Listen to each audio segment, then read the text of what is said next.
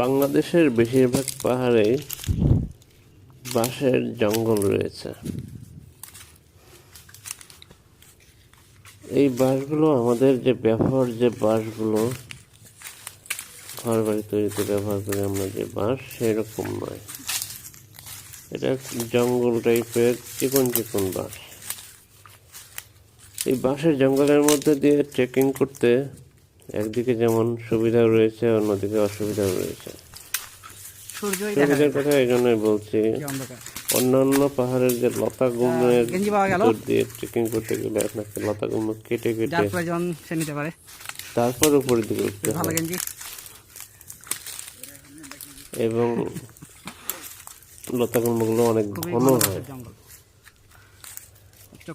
আর এই বাঁশের ক্ষেত্রে কিছুটা জায়গা পাওয়া যায় ট্রেকিং করার জন্য, অল্প কিছু বাঁশ কাটতে পারে, দেখা যায় যে আপনার ট্রেকিংয়ের রাস্তা ক্লিয়ার হয়ে যায়। অসুবিধা আছে কয়েকটা।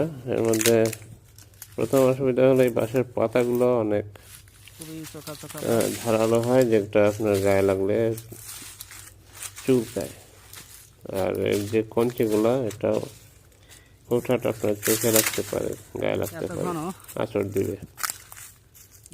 তৃতীয় যে অসুবিধা হলো এই বাঁশের পাতা নিচে শুকনা যে পাতা থাকে, এই শুকনো পাতার নিচে কোনো বিষাক্ত পোকামাকড় থাকলে আপনি বুঝতে পারবেন না। তাই অনেক সতর্ক হয়ে এই বাঁশের জঙ্গলের মধ্য দিয়ে সামিটের দিকে আগাইতে হয়। আমরা যাচ্ছি জোতলাঙের সামিটের পথে।